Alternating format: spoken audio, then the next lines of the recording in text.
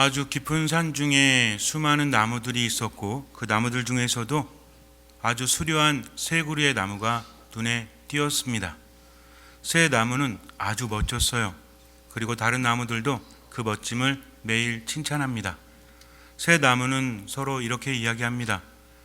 나는 아주 훌륭한 보석을 품는 그런 보석함이 될 거야 라고 말을 합니다. 그 나무는 올리브 나무였어요. 매우 멋진 올리브 나무였기 때문에 보석을 담는 보석함이 되고자 하는 꿈을 키우고 있었습니다. 또 다른 나무가 말을 합니다. 나는 커다란 배의 일부가 되어서 바다로 아주 먼 나라, 여기와 다른 나라로 여행을 할 거야 라고 말합니다. 이 나무는 떡갈나무였어요. 아주 튼튼한 떡갈나무였기 때문에 커다란 배의 일부가 되어서 먼 바다로 나가는 것이 그의 꿈이었습니다. 마지막으로 세 번째 나무는 이렇게 말합니다. 나는 이곳에서 우뚝 서서 세상 사람들이 나를 보면서 하나님을 찬미할 수 있도록, 자연의 아름다움에 하나님을 찬미할 수 있도록 이 자리에 우뚝 서 있을 거야 라고 말합니다. 이 나무는 소나무였어요. 그러던 어느 날 목수들이 그 산을 찾았습니다. 이제 나무들은 목수들에 의해서 잘려나갈 것을 기대합니다. 나는 훌륭한 보석함이 되고 또 나는 커다란 배의 일부가 되어야지 하면서 목수들을 바라봅니다. 목수들이 와서 그 나무를 베었어요. 올리브 나무와 떡갈나무를 베어서 어디론가 가져갔습니다. 나무들은 가면서 정말 벅찬 가슴을 느끼면서 이제 내 꿈이 이루어지는구나 라는 생각을 합니다.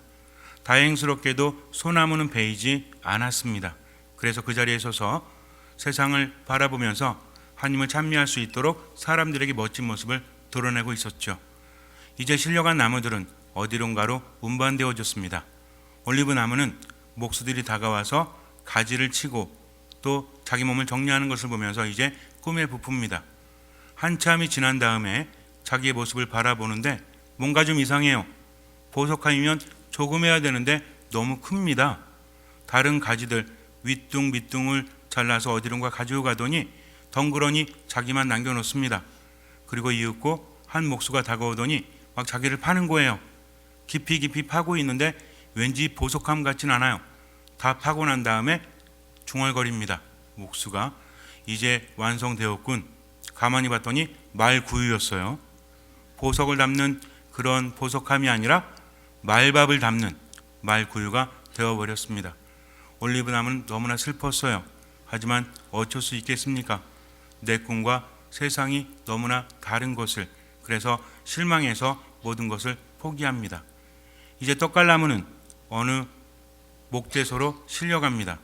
이리저리 다듬어졌어요. 그리고 배 일부가 되었습니다. 그런데 바다로 나가는 큰 배가 아니라 호수에 있는 작은 고깃배가 되었어요. 다른 세상에 나가보고 싶었는데 내가 이런 호수에서 조그만 고깃배가 되다니 하면서 신세를 한탄해도 아무것도 바뀌지 않습니다. 그렇게 포기해버리고 말아요. 이제 마지막 남은 소나무, 산 정상에 우뚝 서 있는데 어느 날 벼락이 치더니 소나무를 반으로 쪼개버립니다. 우뚝 서서 하나님을 찬미하고 사람들을 기쁘게 해주고 싶었는데 도대체 내가 무슨 잘못을 했단 말인가 하면서 후회해도 벼락을 맞았으니 무슨 의미가 있겠습니까?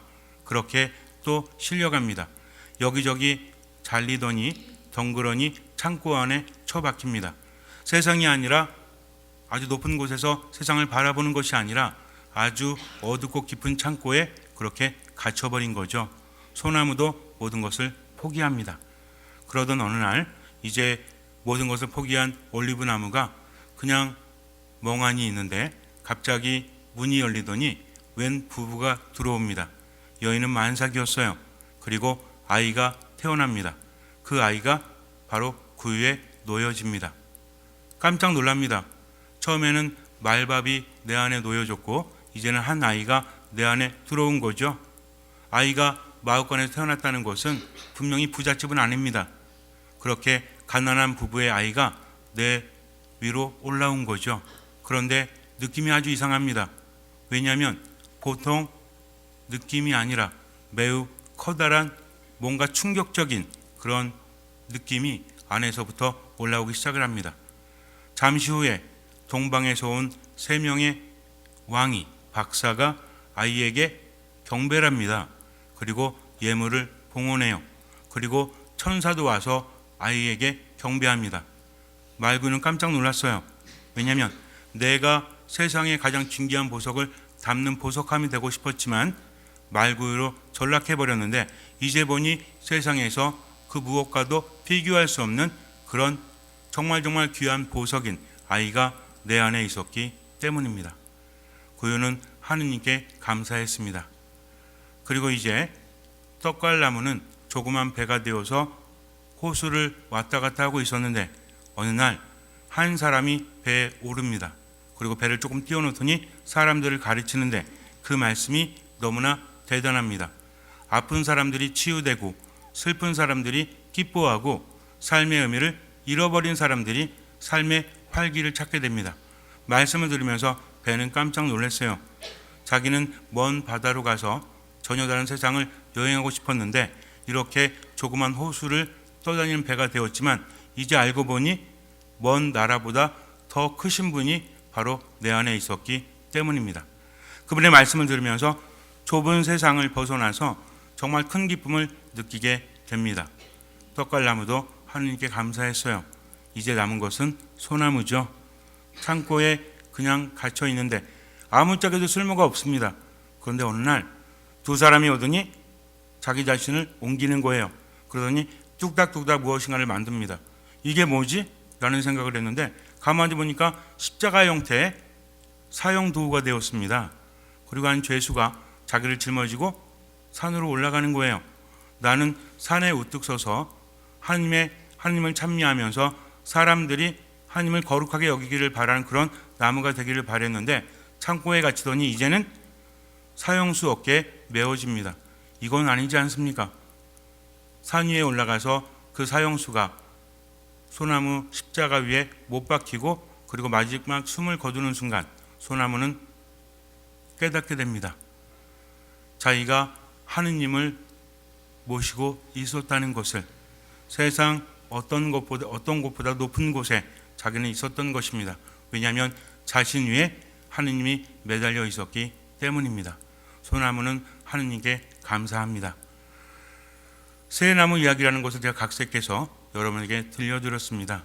왜냐하면 이 안에 성탄의 의미가 있다고 저는 생각되어지기 때문에 그래요. 각 나무는 어땠습니까? 자신들의 꿈을 지니면서 정말 열심히 살았죠. 그런데 어느 날 어떻게 되죠? 자신의 의도하고 상관없이 다른 이들에 의해서 꿈과는 전혀 다른 곳으로 전락해버리고 말죠. 그러나 결국은 자기가 생각했던 것보다 더 큰 꿈을 이루지 않습니까? 누구 때문에? 바로 예수 그리스도 때문입니다.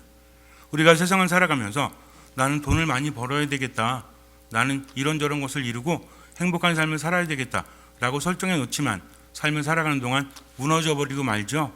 그래서 꿈은 왜 있대요? 꿈은 꾸라고 있대요.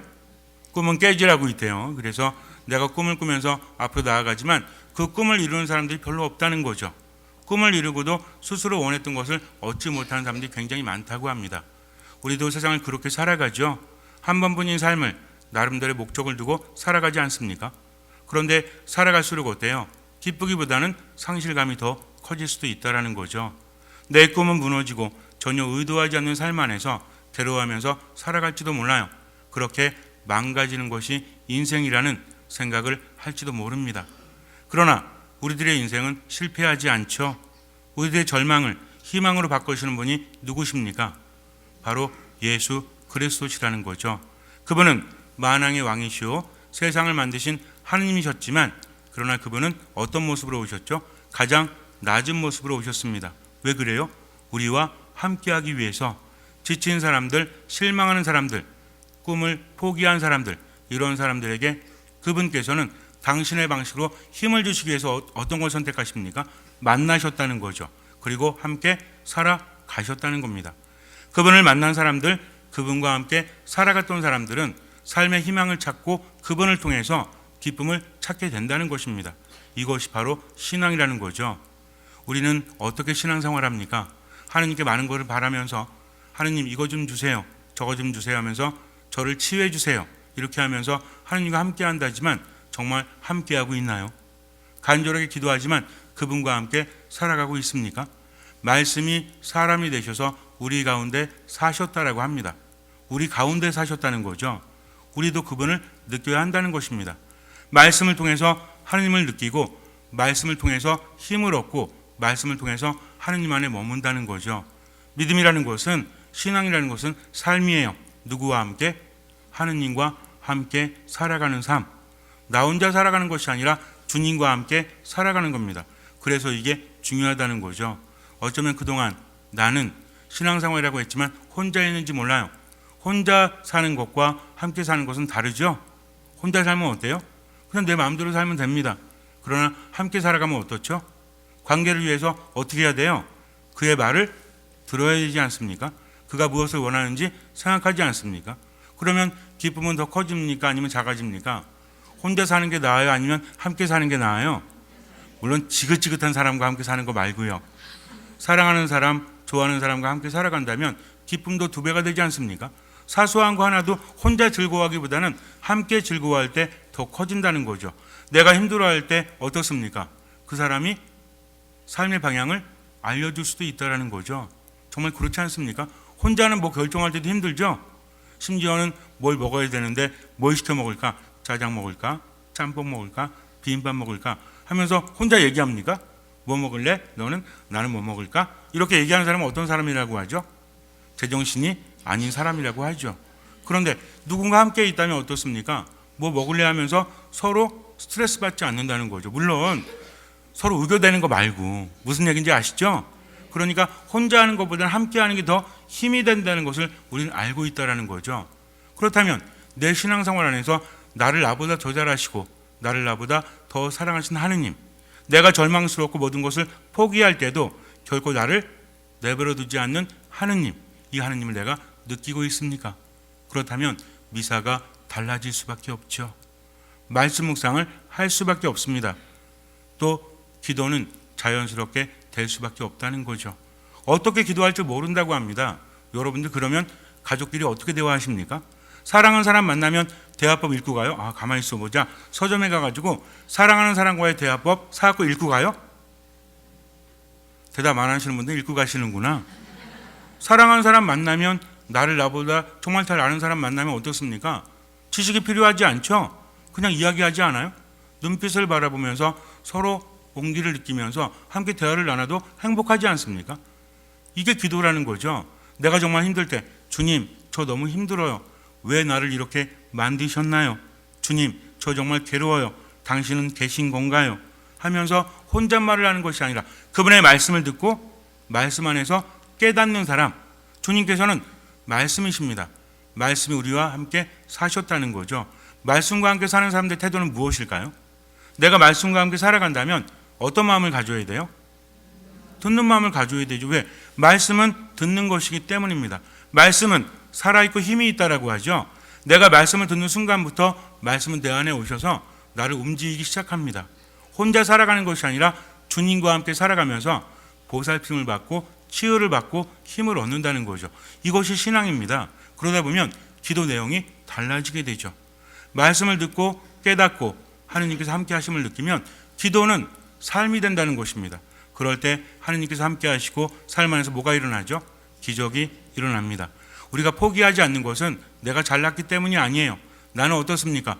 능력도 없지요. 잘난 것도 하나도 없지요. 사람들에게 허장성세로 나는 이런 사람입니다라고 내보이고 있지만 속은 얼마나 힘들고 얼마나 외롭습니까?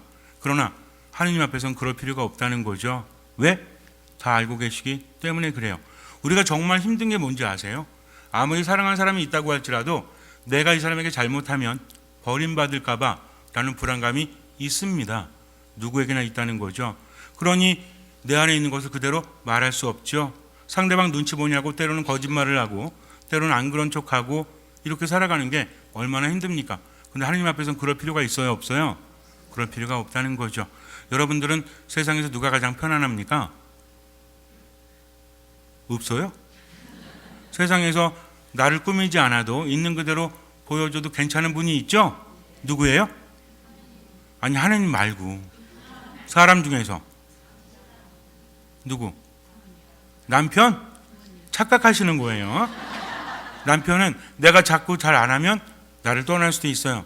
그럼 나를 떠나지 못하는 분이 있죠? 누굽니까? 엄마 아빠잖아요.